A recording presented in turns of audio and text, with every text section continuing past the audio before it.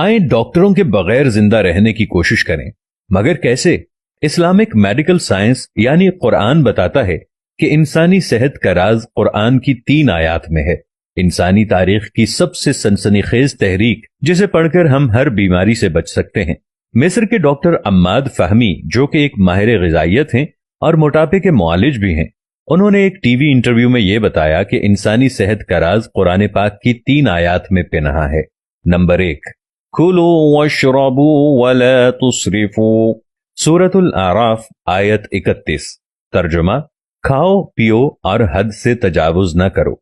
इसकी तशरीह में डॉक्टर फहमी कहते हैं कि अक्सर डॉक्टर निशास्ते और चिकनाई से मना फरमाते हैं, हालांकि ये दोनों इंसानी सेहत के लिए बुनियादी अहमियत की हामिल हैं।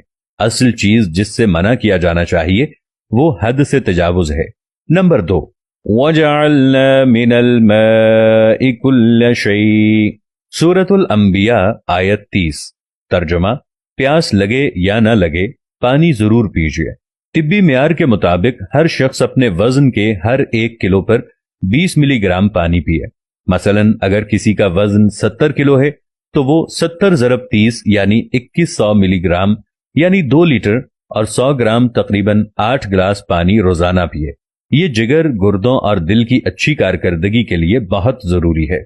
नंबर 3, वजअलना लैला लिबासा वजअलना अन्नहारा मआशा, सूरतुन नबा आयत 10 और 11। तर्जुमा, और रात को पर्दापोश और दिन को माश का वक्त बनाया।